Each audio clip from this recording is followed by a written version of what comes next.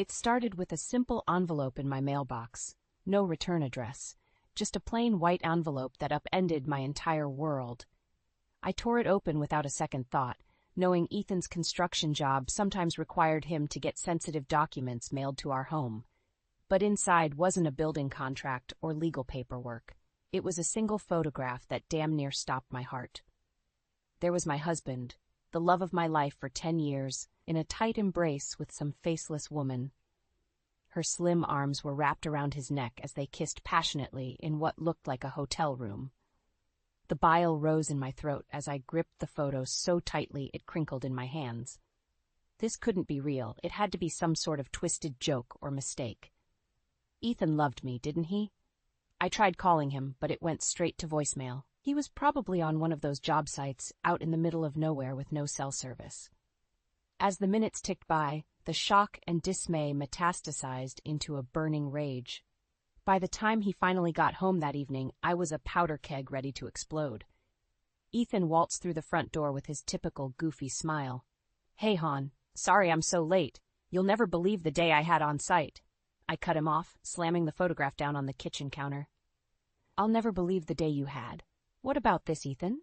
Care to explain?" His smile withered like a flower in a drought as his eyes went wide with horror. "Cora, that's not..." "Not what?" "Not you. Because it sure as hell looks like you to me." He opened and closed his mouth like a gasping fish. I felt hot tears of rage and heartbreak streaking down my cheeks. "Who is she? How could you do this to us, to our marriage?" I was practically screaming now. Ethan ran a shaky hand through his cropped brown hair. "Babe, you've got to believe me. It's not what it seems. I would never." I wasn't having any of his desperate, empty reassurances. "Don't you dare babe me. I want the truth, all of it. No more lies." He simply nodded, the fight seeming to drain out of him. Okay, you're right, I'll explain everything, but you have to trust me, Cora. I love you, and I swear it's complicated, okay?" So that's where the long, miserable night began. A night of Ethan spilling his guts about things I never could have imagined. Illegal funds, affairs, betrayals. A night that marked the unraveling of the life I thought I knew. My world shattered by the simple contents of a plain white envelope, and it was only the beginning of this nightmare. The truth started to pour out of Ethan like a dam bursting open that night. With trembling hands, he admitted that the woman in the photo was Rachel Wilkins, a designer he'd hired to work on some commercial projects. Ethan swore it had started as an innocent flirtation, but quickly escalated into a full-blown affair over the past 6 months. "I'm so sorry, Cora. I never meant to hurt you like this," he kept repeating through choked sobs. But that was just the sickening tip of the iceberg. Ethan also confessed that he'd been embezzling funds from his construction company, Bennett Builders, to support his illicit rendezvous with Rachel and cover up other shady business dealings. "It started small at first," he said, unable to meet my eyes, "just skimming a little off the top from material overages and fake invoices, but then it spiraled out of control to cover my lies." My head was spinning from the relentless blows of betrayal. As if the emotional devastation of his affair wasn't enough, now I realized our entire financial future was in jeopardy too. Years of going to night school to become a nurse, saving every penny we could, all built on Ethan's lies and crimes. "How could you?" I demanded, fists clenched in fury. "Everything we have, our home, our savings for kids one day, all of it built on cheating and stealing?" Ethan just shook his head, tears streaming down his face. "I never wanted any of this, Cora. I got in too deep and I was scared, okay?" That's when he dropped the worst bombshell of all. That snake Rachel hadn't been a willing accomplice. She'd been the one driving Ethan into this pit of deception and fraud. Even worse, she was just a pawn being used by Ethan's longtime business partner, that scumbag Daniel Clark. "It's all been an elaborate scheme by Daniel to take over Bennett Builders," Ethan admitted hoarsely. "He's the one who set this whole sordid thing in motion, trying to disgrace me through the affair so he could push me out." I felt like I was going to be sick. Daniel had been my husband's closest friend and most trusted business advisor for over 15 years. And all along he'd been meticulously plotting to steal the company out from under us, using Rachel to cuckold Ethan and make him look like a criminal. The vile depths of his depravity knew no bounds. Please, Cora, you have to believe me, Ethan pleaded desperately, seeing the thunderous look on my face. I never meant for any of this to happen, Daniel, just... Shut up, I roared, feeling like I might actually strike him.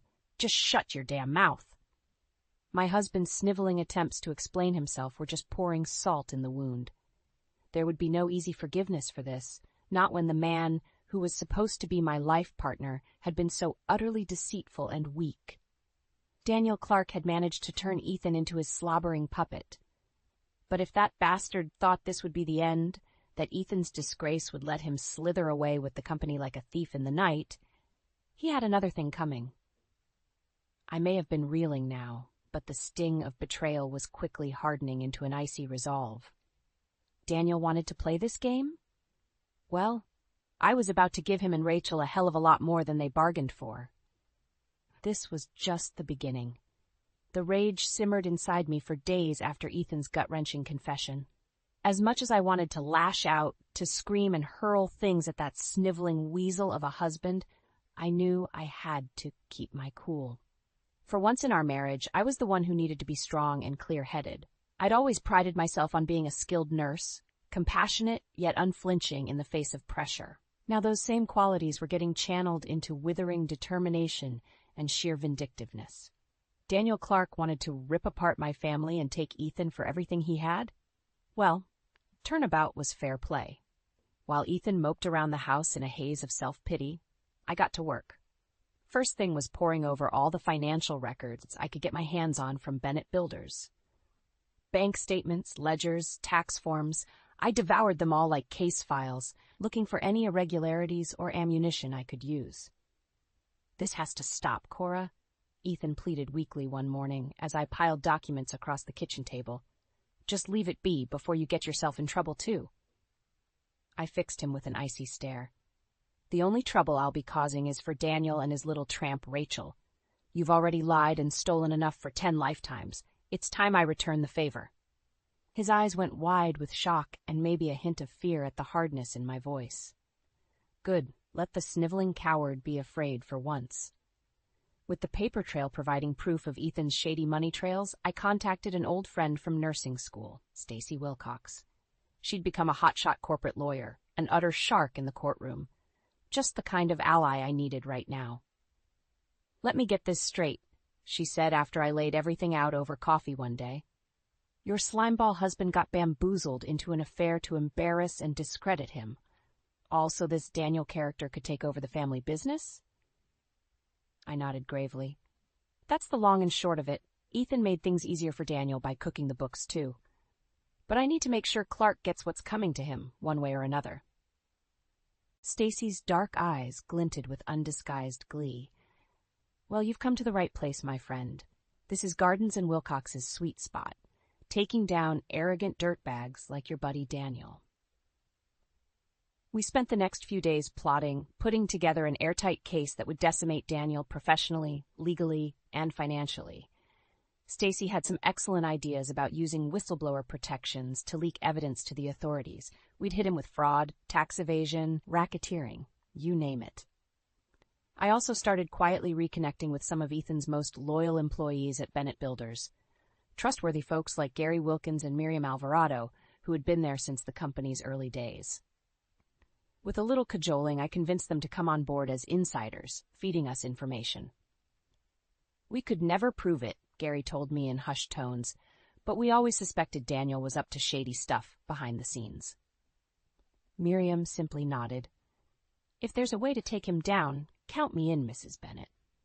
Between Stacy's legal wrangling and my covert informants at the company, an audacious plan started taking shape. One that would publicly humiliate Daniel, rip away his ill-gotten wealth, and quite possibly land him in prison. Maybe it was petty vengeance, but he'd launched the first strike at my family. If Daniel thought he could cower me, think again. He was about to learn an important lesson on just how cutthroat a woman scorned could be. With the broad strokes of a plan in place, I knew it was time to start putting the pieces in motion to take Daniel Clark down. First step was shoring up my covert alliances at Bennett Builders while keeping my scheming completely invisible to that snake. Thank you both for agreeing to meet me, I told Gary Wilkins and Miriam Alvarado one evening at a quiet diner across town. We were the very picture of discretion, myself and the two longest-tenured employees at my husband's company, tucked away in a dingy corner booth. Gary, a balding number cruncher who had been with Bennett Builders since its earliest days, simply nodded. Of course, Mrs. Bennett. We want to help in any way we can to get that creep Daniel. Miriam, the firm's no-nonsense site manager, scowled in agreement. He's gotten too big for his britches, thinking he can walk all over good people. It's about time someone put Daniel in his place. I smiled thinly. Well, that's exactly what I have in mind, but it's going to take some clever maneuvering on all our parts. Over the next hour, I outlined the insane, high-stakes gambit I was contemplating with the help of my lawyer friend Stacy, how we would systematically gather evidence of Daniel's corrupt practices, money laundering, tax fraud, extortion, all while maintaining a veneer of total ignorance about his shady dealings. This is one hell of a long con, Miriam observed with an impressed raise of her eyebrows. You've got bigger stones than most, Mrs. Bennett. Just call me Cora, I replied coolly. And believe me, if that bastard thinks he can try to rip my family apart without consequences, he's going to deeply regret underestimating what I'm capable of. The two exchanged a loaded glance before Gary spoke up. You know we're risking our jobs, maybe even criminal charges if we get caught playing double agent like this, right? I cut him off with a steely glare. Which is why discretion and commitment are absolutely critical here. I wouldn't have brought you both into this if I didn't know you were trustworthy. An uneasy silence fell over the booth before Miriam reached across and gave my hand a supportive squeeze. You can count on us, Cora. That weasel Daniel has had this coming for a long time. With my corporate spy network secured, things started moving swiftly. I played the part of the oblivious, jilted wife to a T, all while using Stacy's legal prowess to start gathering the receipts and documents that would bury Daniel in a tidal wave of trouble. At the same time, Miriam and Gary were my eyes and ears, getting me insider access to Daniel's communications and subtle ways to divert files and funds from under his nose. More than once, one of them had to stall for time or creatively cover for my snooping before Daniel got suspicious. Jesus, Cora, are you sure you want to keep going this far? Miriam asked one evening over drinks after a close call. Things are starting to get crazy. I simply drained my glass and gave a grim nod. There's no going back now, not after everything Daniel's done. Despite all the careful groundwork over the past few months, I could feel my nerves building as the grand sting operation against Daniel Clark drew near. One little slip-up from anyone in our ragtag team of conspirators, and everything could unravel in a disastrous instant. Stacy assured me constantly that she had put together an airtight legal case that would demolish Daniel in court. Whistleblower protections, subpoenas, you name it. She'd covered every base to make our evidence unimpeachable. But that didn't make seeing this insane plan through to the end any less terrifying. You don't have to go through with the public part if you don't want to, she told me one afternoon, clearly able to sense my growing anxiety. I can handle the legal actions without you being there. I shook my head adamantly. No way. If we're going to take Daniel down, I want to be right there to see the self-righteous look get wiped off his smug face. Stacy smirked. In that case, you'd better get ready, because the fireworks are about to start. The venue Stacy chose for our sting operation was Bennett Builders' annual corporate retreat at a swanky hotel in downtown Philadelphia. One of those self-congratulatory blowouts Daniel always relished, filled with overpaid executives publicly patting themselves on the back. As a former spouse, I was able to secure myself a room at the hotel under the radar. The morning of the big event, I suited up for war, a stylish burgundy dress that wouldn't look out of place, but underneath, I had a hidden microphone to capture all the drama for the cameras. Are we set? I muttered under my breath as I checked my appearance one final time. Gary's voice crackled in my earpiece. All good on our end, Cora. Just waiting on your signal. Remember, we've only got one shot to pull this off, Miriam chimed in tensely. If Daniel gets tipped off before we're ready? He won't, I stated firmly, forcing down my rising doubts. We've planned this too carefully. Just stick to the plan. Making my way down to the opulent ballroom, my heart was pounding like a frightened rabbit's. There was Daniel holding court near the front, looking resplendent in an Italian suit as he shook hands and smiled for the cameras. The arrogant prick had no idea what was coming. When he took the stage to kick off the event with his typical bombastic remarks, I gave the signal to my teammates to get in position. As Daniel launched into his well-rehearsed diatribe about integrity and trust, the air was suddenly pierced by a deafening audio clip. "You really think Ethan's stupid little wife is going to figure out our scheme?" Daniel's unmistakable voice rang out over the speakers. "Just keep doing your job, and I'll take care of making him the fall guy for everything." You could have heard a pin drop as the crowd of Bennett Builders employees looked around in stunned confusion. And there was Daniel, frozen in place with a sickly pallor as more and more audio clips began playing. Clips of his illegal dealings, his money laundering, loans gained through extortion, everything. Before the gasps and murmurs could grow too loud, I stood up and fixed Daniel with a look of pure venom. "Looking for the little wife who's going to ruin you?" I asked coldly, making a big show of removing the hidden microphone. "Well, here I am, Daniel. Payback's a bitch." As stunned security personnel surrounded Daniel on stage, I steadied my nerves with a few deep breaths. Because the biggest bombshell was yet to come. The look of utter shock and humiliation on Daniel Clark's face as he was led away in handcuffs will forever be seared into my memory. All the arrogance and bravado had drained from the man who thought he could rip my family apart without consequence. As pandemonium erupted in the hotel ballroom, with reporters clamoring for comments, I felt Stacy's reassuring hand on my shoulder. "You did it, Cora. That smug bastard is finished." I simply nodded, unable to process the tidal wave of emotions washing over me. Part of me felt immensely relieved, even triumphant at seeing karma so utterly demolish Daniel.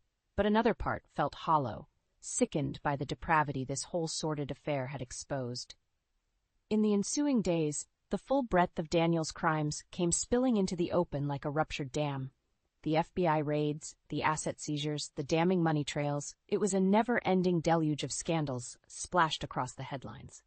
As for the future of Bennett Builders, it was clear the damage was cataclysmic and likely fatal.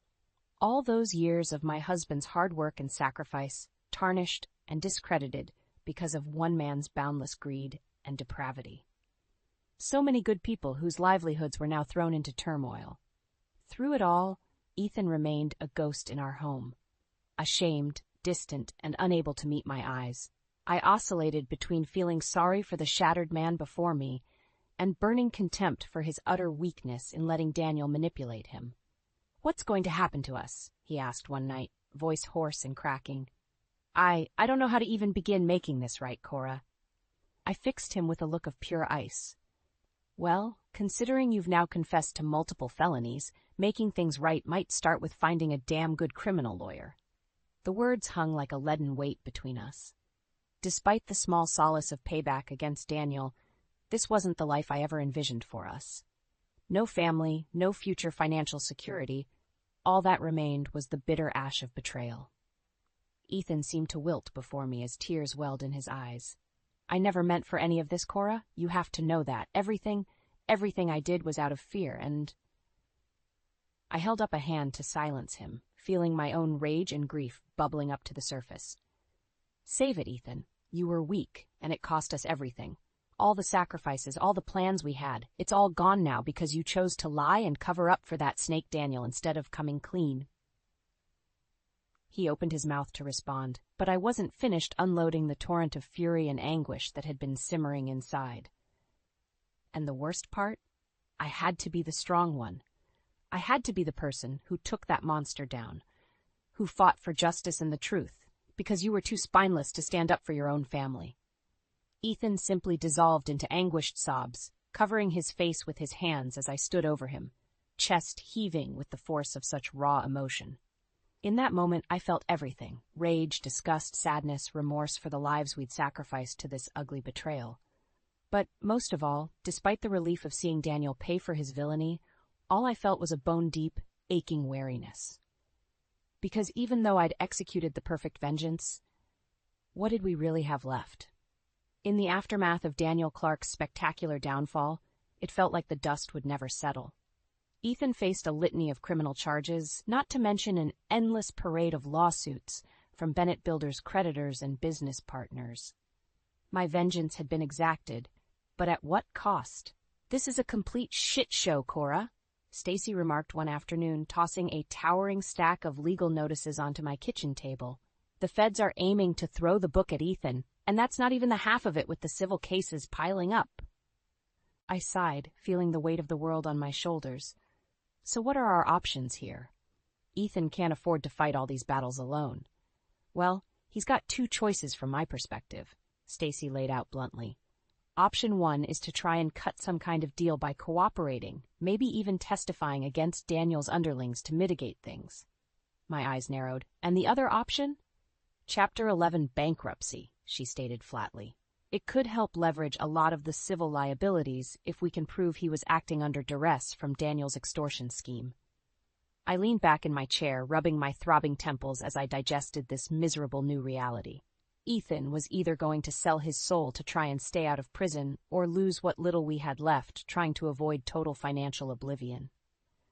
Jesus, what a goddamn mess, I muttered darkly. Ethan entered the room then, looking haggard and utterly dejected in stained sweats. I couldn't even muster any animosity towards my husband in that moment, just bone-deep pity for the pathetic shadow of a man he'd become. "We were just strategizing our options," Stacy stated coolly, ever the pragmatist. "You know you're in a pretty tight spot here, Ethan." He simply nodded warily. "I know. God, I know." He turned his hollow gaze towards me. "Listen, Cora, I'm sorry about all this. Truly I am. Maybe you'd be better off just walking away while you still can." "Don't even start with that bullshit," I cut him off fiercely. Despite everything, something deep inside me still rallied at the thought of just abandoning him and Bennett Builders to this cyclone of devastation. Pushing myself up from the table, I began to pace as the pieces slowly clicked into place in my mind. "Okay, here's what we're going to do. First, we go with Chapter 11 bankruptcy proceedings and cut our losses on the civil side of things. Let the creditors pick over what's left of the business." Stacy leaned forward intently. "Not a bad start. It'll buy us some breathing room at least. But Ethan still has all those criminal charges hanging over his head." I nodded grimly. "I know. That's where he lays it all on the table for the prosecution. Everything about how Daniel manipulated and threatened him, the financial fraud, the works. He has to sell them the full hell of being Daniel's victim to try and cut some kind of deal on reduced sentencing."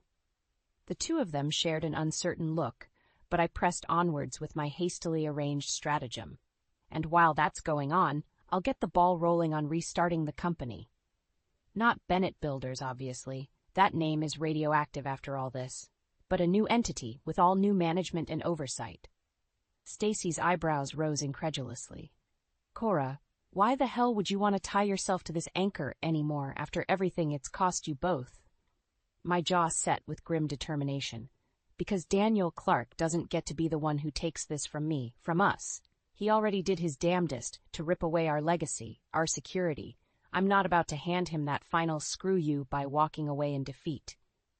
Ethan stared at me as if seeing me for the first time, though something almost resembling hope flickering across his haunted features.